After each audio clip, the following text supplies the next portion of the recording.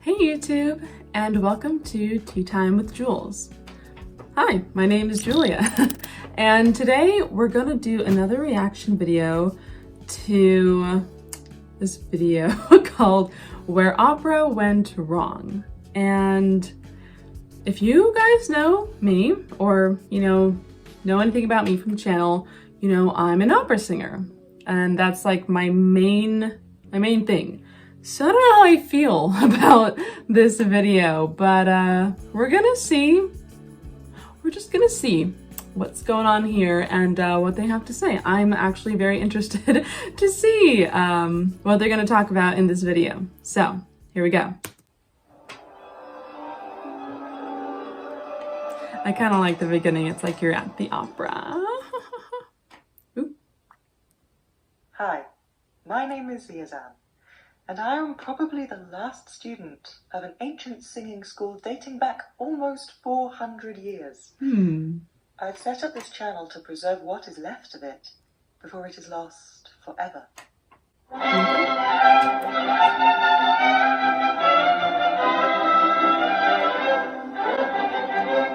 That's cute. I like that. You could dance to that music.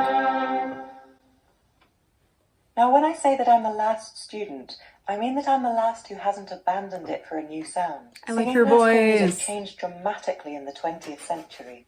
New styles and new techniques came in, and there were fewer and fewer students wanting to learn the old way of singing. Many that did learn later on adopted a more modern style and technique because it was getting harder and harder to get any work sounding old-fashioned. Can you blame them for wanting to be employable? So is there anyone still teaching it? Not really. The technique was fundamentally different from what is being taught today. And let's face it, there's still the problem that if you sing like that, you're not going to get a kick. My teacher, I beg to differ, but okay, was Ray Woodland.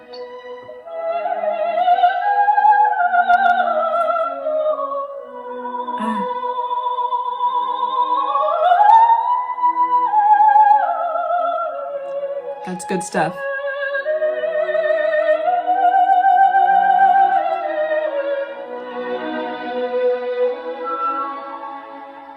Ray taught me the foundations of this technique, which I now believe have remained unchanged for hundreds of years.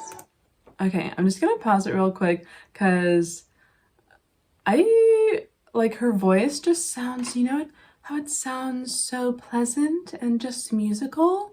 And that is kind of one of the ways you can identify a classical singer is that they'll speak where they sing.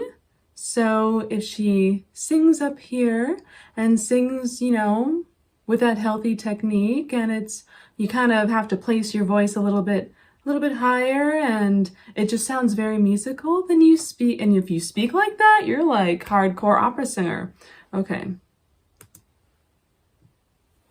Style changed, and yes, some stylistic fashions had an impact on technique, which led to many complaints that singing was becoming a lost art, or that it was already a lost art. But I don't think it is yet completely lost, because although it was passed down through oral tradition, there were some teachers who wrote some of it down so it wouldn't be forgotten if that line was broken. And then when sound recording was invented, there were singers who left us audio examples. Thanks to these written and oral records, I have been able to trace how the technique and style developed over the centuries. By working backwards with the earliest records as a starting point, we can reconstruct how they sang in the 19th, 18th, and possibly even 17th centuries. That's cool. I believe my approach is unique because the early recordings have long been dismissed as useless in the study of historic singing. There are two reasons for this. Firstly, they don't sound so great. So people think we can't get an idea of the true quality of the voices. But are they really that bad? Or are they just being played on the wrong devices? Most people never get the opportunity to hear a gramophone like this. This is an EMG, named after its inventor, Mr. Ellis Michael Jim. When this baby came along, it was clear that the first records had actually captured a lot of detail. It just took the playback technology a few years to catch up with the recording. This machine gives the impression that the singer is standing in the room with you, about where I am now. I wish you could hear it for yourself, but as the next best thing, I'm going to be making the very best and clearest transcripts that I can from this very gramophone to share with you. It's awesome. Secondly, there is the belief that the first recorded singers were using the same technique as the opera singers of today, and are not in fact a much older technique that is completely unrelated. This comes from an oft-repeated myth that the modern classical singing method began in the 19th century with the great vocal pedagogue Manuel Garcia II. What are they saying about me? Maestro Garcia! Is it really you? It is. I have come to right the wrongs done to my name. When I was alive, they misunderstood my description of the coup de glotte, and some singers claimed I had ruined their voices with its use. Are they still confused about that? Actually, this time it's something else. Yes, they still don't get the coup de glotte, but opera singers nowadays constantly keep their larynxes lowered to produce a dark tone, and they say that you were the first to suggest it in 1840. Lies, all lies! Who are these singers? Who said that? Everybody. The earliest I've traced it to is a paper published in 1981, which is frankly just pure fiction. But it looks like everybody is citing each other without going back to read what you actually wrote. To give you an idea of the level of scholarship we're dealing with, some of them even attribute it to your father because they can't be bothered to look you up on Wikipedia. Okay, I'm sorry. I just have to pause it for a second. This is really funny. I feel like I'm watching a skit right now. Maybe this is like a project or something. She seems like she could be a professor. It looks like she has a whole studio with, all her books and her gramophone. That thing was awesome. I love it. It's so dramatic. Okay, let's keep going. It's just like the coup de glotte debacle all over again. I never told them to cluck like a chicken, I told them to quack like a duck. And I never condoned keeping the larynx constantly lowered. When I invented the laryngoscope, I observed that the larynx moves up and down freely to produce different timbres, which are essential to give variety and life to a vocal performance. No, if they'd read any of my writings, they would know that I was trying to preserve the 18th century teachings that were passed on to me by my father. My students continue to teach it, but already by the end of my lifetime, singing had become as much a lost art as the manufacture of Mandarin china or the varnish used by the old masters. Can you tell us what good singing should be then? If we are talking merely about vocalization, then I will say firstly, perfect intonation. Secondly, equality of note value. Thirdly, equality of strength. Fourthly, equality of degree of legato, and fifthly, harmony of timbres. But music, though the language of the emotions, can only arouse them in a vague and general manner. To express any particular feeling or idea, we must make use of words. Hence the importance for the singer of delivering these with the utmost distinctness, correctness, and meaning, under the penalty of losing the attention of the audience. Oh, sorry. I feel like I'm wow, they really pull me in here. Also, is that her dressed up? I'm really now just is that her dressed up as a man? A ghost man? I'm loving this, guys. I could watch this all day. And they actually have some really good vocal technique stuff that they're talking about. So I feel like I'm in a really fun class right now watching a project or a video that my professor put together. I love this. How do you make words effective? The accent of truth apparent in the voice when speaking naturally is the basis of expression in singing. The imitation of instinctive impulse therefore must be studied. How do we practice imitating instinctive impulse, though? A powerful means of exciting the mind to a vivid conception of the subject is to imagine the personage as standing before one, and let the phantoms sing and act, criticizing closely both efforts, then, when satisfied with the results, to imitate them exactly. I'm not sure I'd be good at that. How does a singer transmit emotions to an audience? by feeling strongly himself. For herself? Sympathy is the sole transmitter of emotion, and the feelings of an audience are excited by our own, as the vibrations of one instrument are awakened by the vibrations of another. Can I play you some examples of modern singing, and will you tell me what you think? If you So must. cute. Okay, this is how opera is expected to sound today. Anna.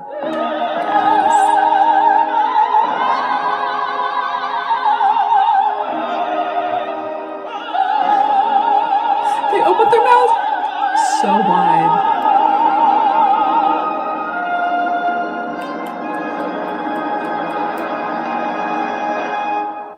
Maestro? Has it stopped? This is not singing, these ugly sounds. They're out of tune, not disguised by the excessive and nauseating vibrato. There is no hope of hearing the words because they are restricting the flow of sound in the throat. Well, that's now the established way of singing the music of the 19th and 20th centuries. Okay, pause. I just have to say, I mean, the lady who just sang Anna Netrebko, she is one of the most famous opera singers. She's been one of the most famous opera singers for the past, like, couple of decades. And the fact that he's saying that was trash. Okay, I have to listen on. Let's go. The canon. This is how they're singing music written before 1800.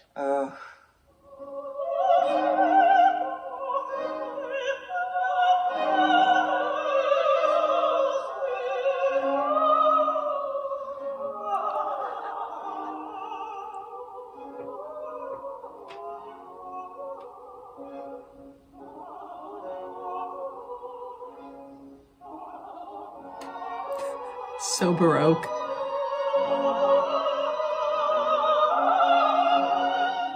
That's no better. Why do they howl the high notes? And what is that guttural sound they are making? I think that's meant to be a trill. Ah! But this is considered unacceptable today.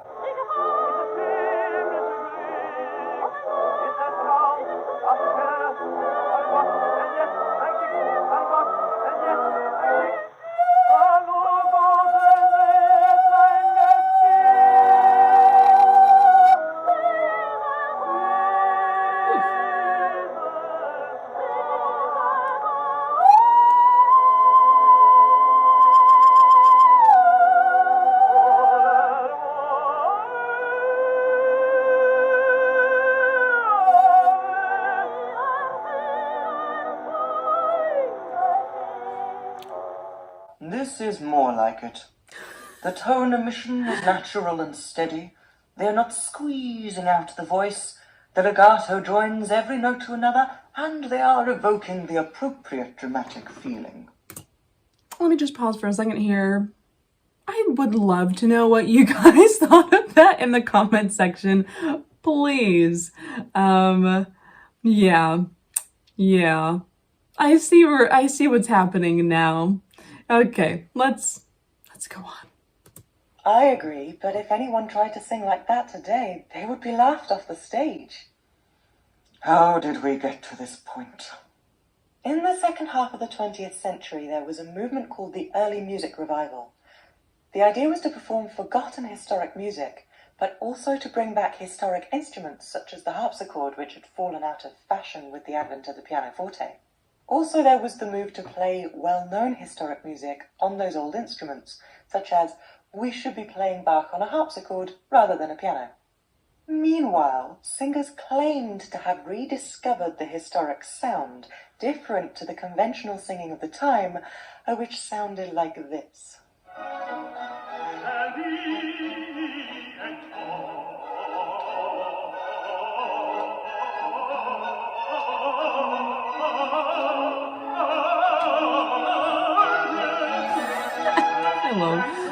Oh man.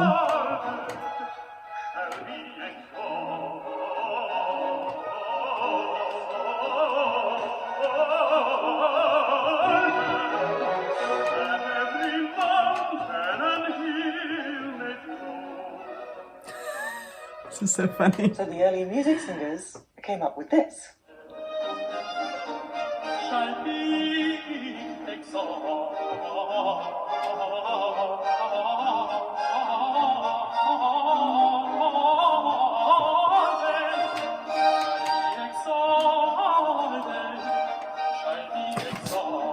Just like dance to this music.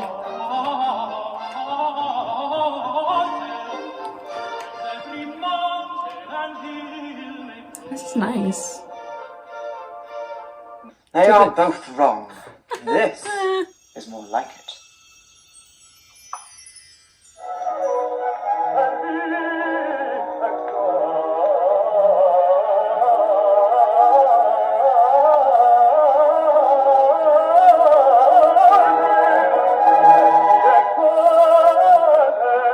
It's not bad.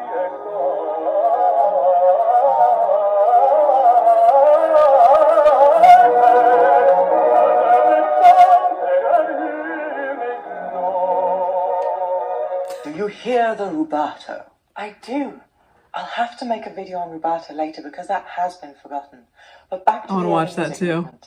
This new sound captured the public imagination and quite quickly became the established method of singing pre-1800 music, eventually becoming an unquestionable orthodoxy.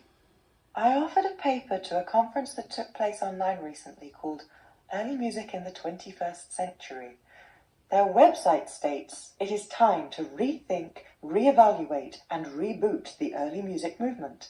Early Music in the 21st Century hopes to create confrontational and revolutionary results. So I offered them a musical revolution. I said it's time to launch the historically informed singing movement we only thought we had.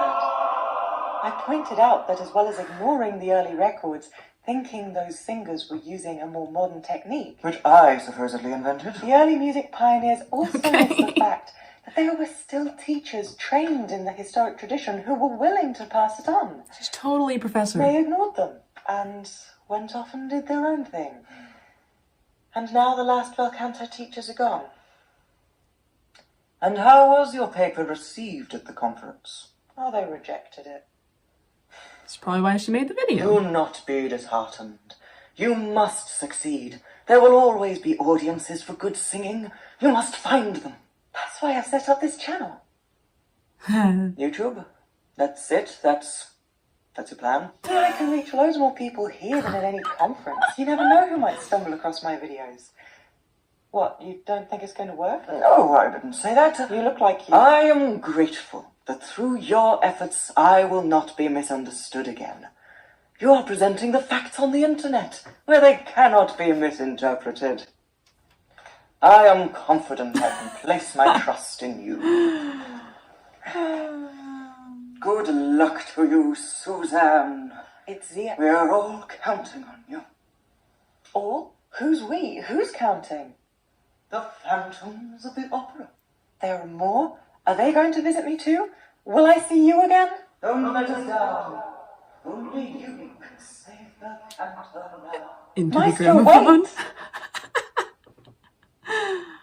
Dramatic. Well, I guess that's all for today. Wow. That was way more fun than I thought it would be. I gotta watch some more of her videos. She's definitely a professor. When she mentioned her article that she, offered up and tried to get published that was rejected, I was like, professor, and you probably made this video because your paper was rejected. But I'm loving it. Although I don't know if she was saying that old music is how we should be singing nowadays, or where did opera go wrong? Because I don't know. Listening to Anna Netrebko, I was like, yeah, that shit's good. That's the shit. So, well, let me know what you guys think in the comments. Do you like opera nowadays? Did you like what you heard in the past better? Or are you not a fan of any of it? Thanks for watching, guys, and I'll see you in the next video. Bye!